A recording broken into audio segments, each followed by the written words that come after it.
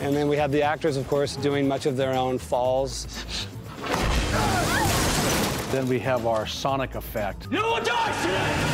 That involves stunts and special effects, blowing debris and bodies around the bank.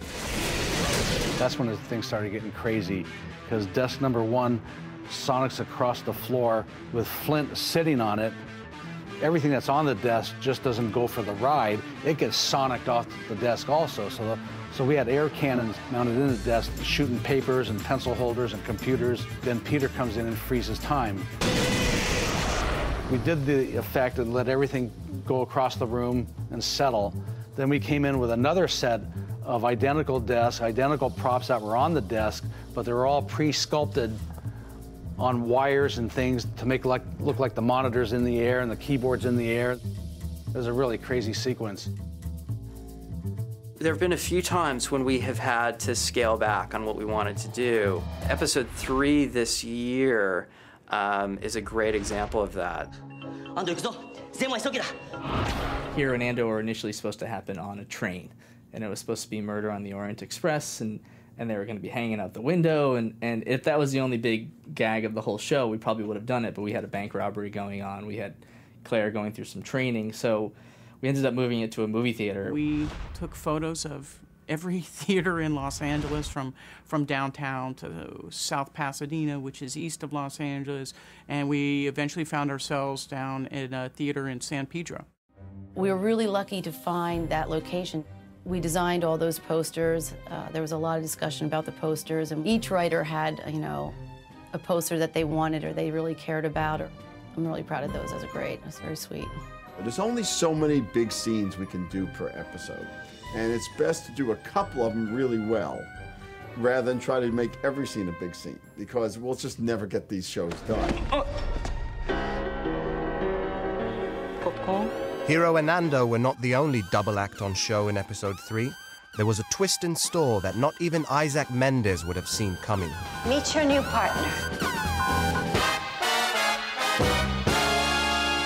What I love about the show is it's still totally unpredictable. I mean, whenever you think it's going somewhere, it suddenly goes somewhere else. The fun is taking characters that never really sort of paired up with other ones and putting them together. Jack and Zach are terrific actors. Action! Putting them in scenes together, allowed us to have that certain kind of crackle that we like on our show. Look at this wardrobe and look at mine. What can I tell you? It's not fair. Neither character could be trusted, so why don't we put the two of them together and see what happens? He's a murderer. Then you and Gabriel have more in common than you care to admit. Angela sets HOG and Siler out on a path to help each other, which is almost unfathomable for anybody that knows the history between those two characters. And it's certainly no exaggeration to say these two have history. You miss me? I got that from your Claire. You son of a bitch. You're quite alike, HRG with no superpowers is a good bond, it seems, to Angela. He has to work with his arch enemy. He has to work with this guy who just attacked his daughter. He's been misunderstood. He just needs structure. And you're the perfect person to give it to him. She put Claire in HRG's hands. And in a sense, I'm putting Siler in HRG's hands to raise him up, to mold him as well, to help mold him. That's the hope. Not that either of them is very happy about it. I am going to put Gabriel in play. It's your call whether or not it's under your supervision. I think at that moment, HRG decides, okay, let's make the best of this. We're gonna need some coffee. Decaf. You drink decaf, right, Noah? And, Siler continues to be a character that, like HRG, those two characters especially, have been really fun to watch where they go when you start adding dollops of humanity on top of them. Who the hell do you think you are? Just a guy with a partner standing right behind you.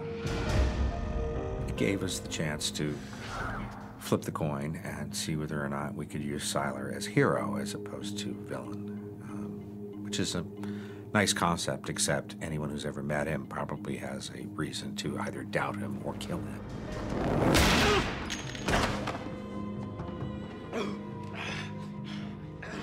I told you to stay put! You told me that to make sure I wouldn't, didn't you?